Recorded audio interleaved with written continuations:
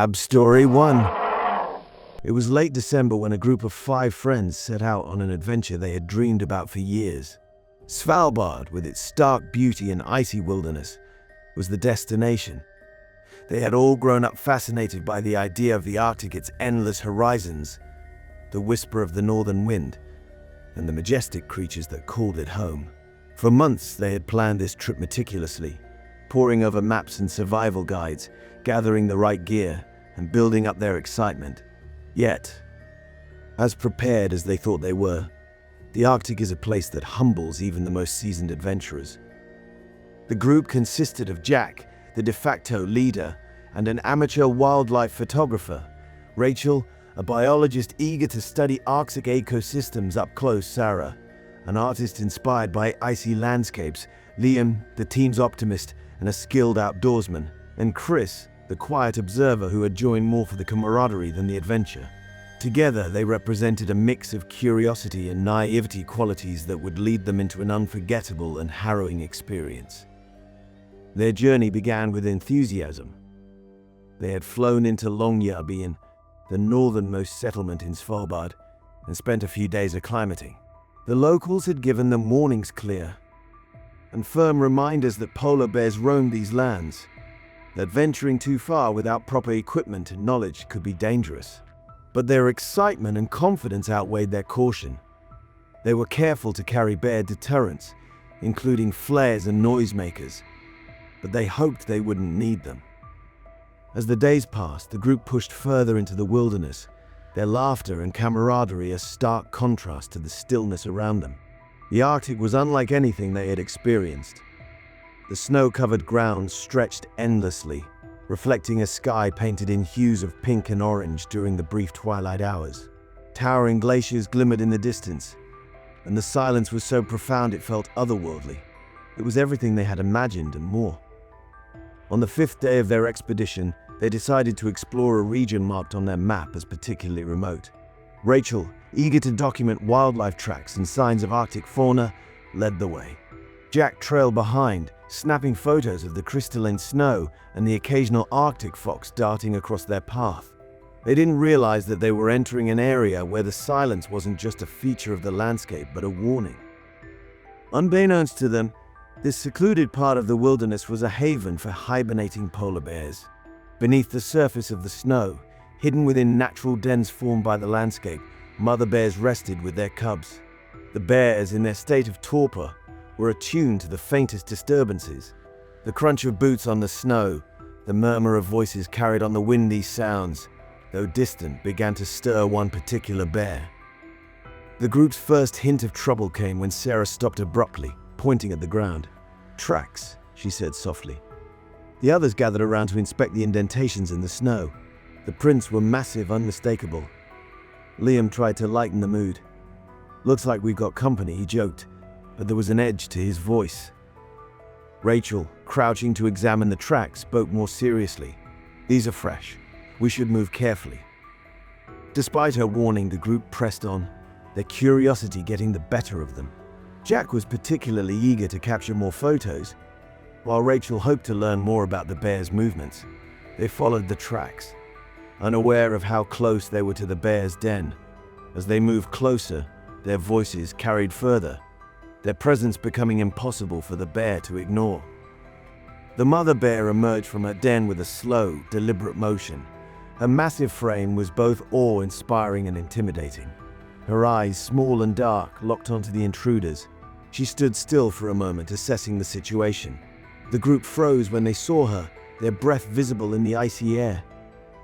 Jack's camera was the first to react, capturing a shot before he lowered it, whispering, "She's beautiful."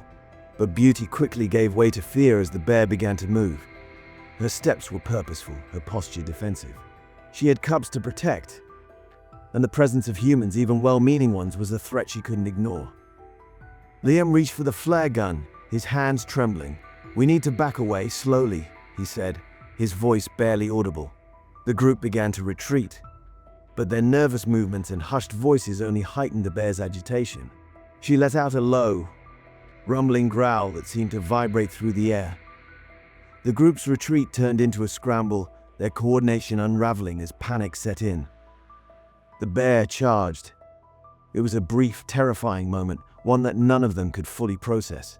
In the chaos, the group became separated, each trying to evade the bear in their own way. The Arctic wilderness, so open and endless, suddenly felt claustrophobic. The snow, once a serene blanket, became an obstacle as they struggled to move quickly. When the bear finally retreated, the silence returned, but it was no longer serene. The group, shaken and scattered, began to regroup.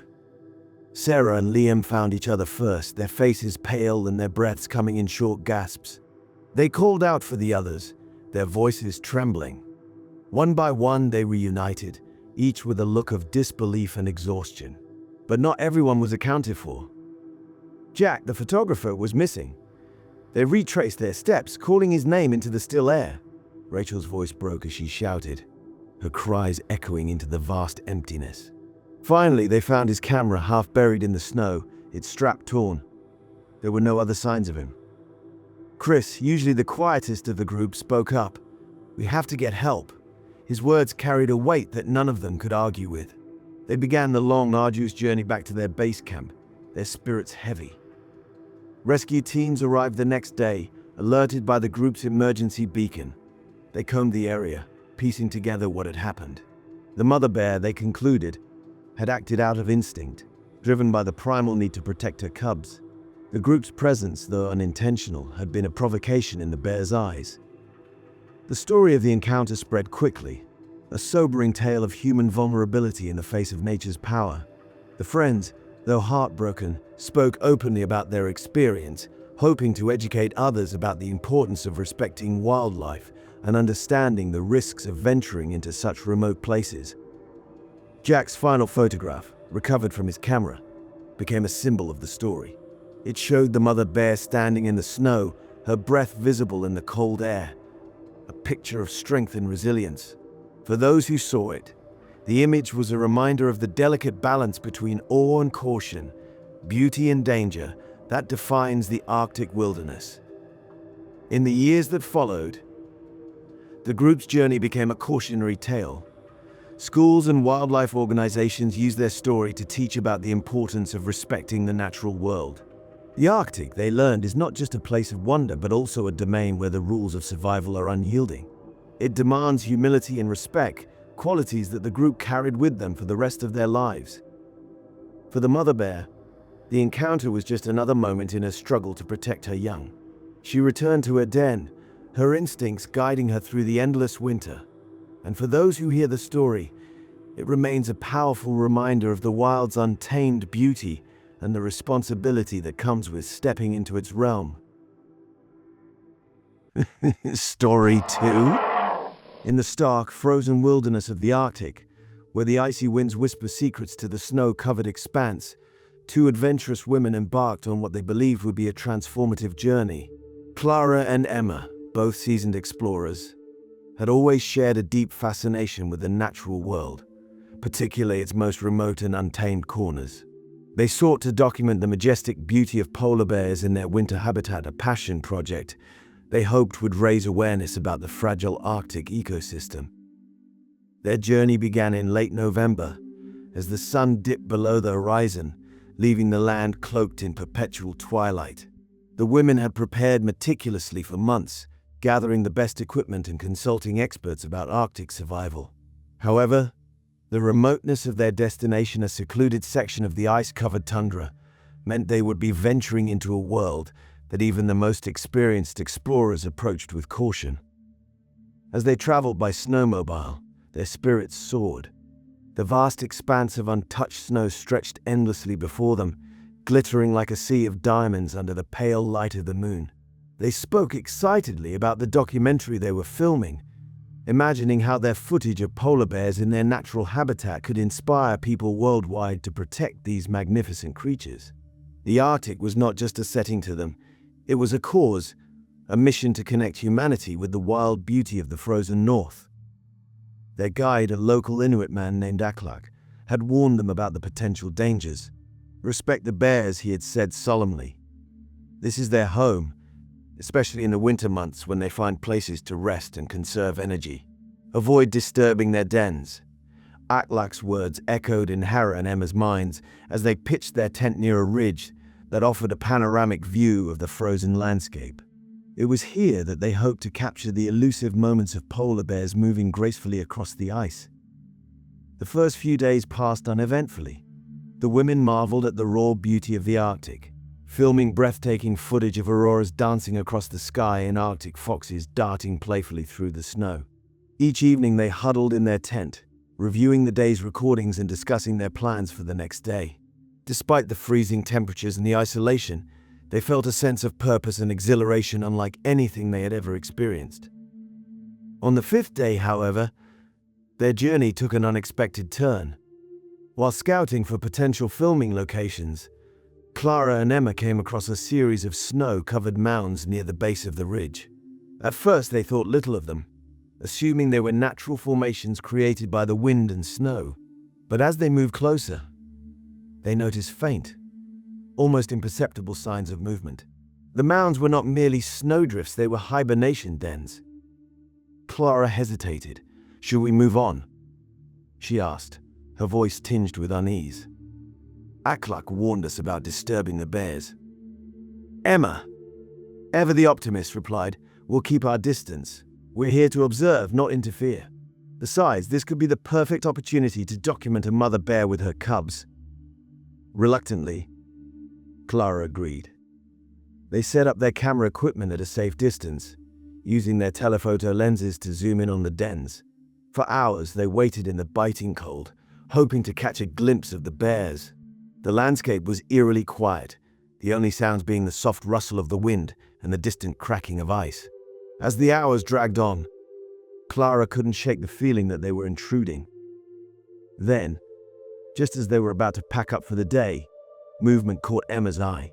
A large polar bear emerged from one of the dens, its snow-dusted coat blending almost seamlessly with the landscape.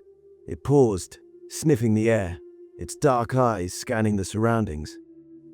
The women watched in awe, their cameras capturing every moment. This was the footage they had dreamed of, raw, unfiltered, and profoundly moving.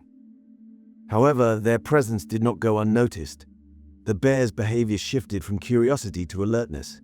It stood tall, its massive frame commanding respect and caution. Clara whispered urgently, "We should go. We're too close." Emma nodded, and they began to quietly dismantle their equipment. But as they moved, the crunch of their boots on the snow seemed unnaturally loud. The bear's ears twitched, and it turned its attention fully toward them. Clara's heart raced as she realized the bear's instincts were now on high alert.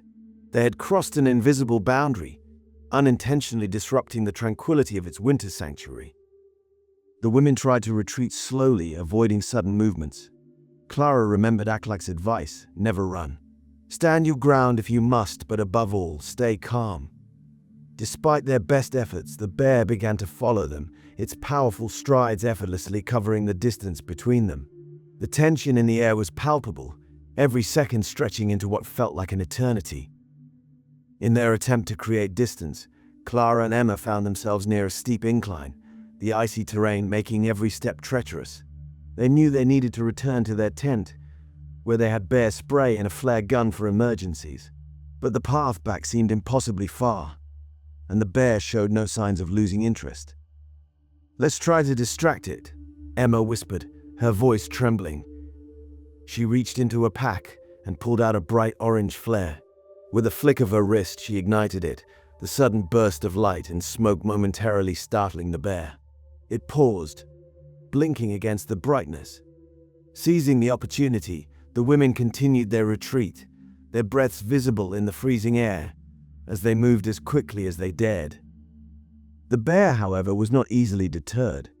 Its curiosity, or perhaps its protective instincts, kept it following them. Clara and Emma's adrenaline surged as they realized the bear was closing the gap once more. In their haste, Clara slipped on a patch of ice, landing hard on her side. Emma rushed to help her, but the sound of Clara's fall seemed to spur the bear forward. At that moment, a distant shout echoed across the tundra. Aklak, who had been tracking the women's progress from afar, appeared on the ridge above them. He carried a rifle, though he clearly hoped not to use it. "Stay still," he called, his voice firm and commanding. The bear hesitated, its attention divided between the women and the new arrival. Olaklak moved closer, his presence a calming yet authoritative force. He spoke softly in his native language, a melodic series of words meant to soothe and de-escalate. The bear's posture relaxed slightly, and after what felt like an eternity, it turned and lumbered back toward its den. Clara and Emma exhaled in unison, their relief palpable. Back at their campsite, Aklak admonished them gently but firmly. "You must respect the boundaries of this land," he said. "The bears are not just animals, they are guardians of this place. You were lucky today, but luck is not something to rely on in the Arctic." Humbled and shaken, Clara and Emma spent the rest of their expedition reflecting on the encounter. They had come to the Arctic to tell a story about polar bears, but the experience had taught them a profound lesson about their own place in the natural world. Their documentary would now include not just the beauty of the Arctic, but also the importance of coexistence and respect for the creatures that call it home. When they finally returned to civilization, their footage became part of a powerful narrative, one that highlighted the fragility of the Arctic ecosystem and the need for humanity to tread lightly in its untouched realms. Clara and Emma's journey was not without its challenges, but it ultimately achieved its purpose: to inspire others to see the world through the eyes of its wild inhabitants, and to cherish the delicate balance that sustains us all. If you found this video insightful, make sure to subscribe to the channel and turn on notifications for the latest videos on wildlife safety, survival tips, and fascinating animal stories. Stay safe, stay informed, and we'll see you in the next one.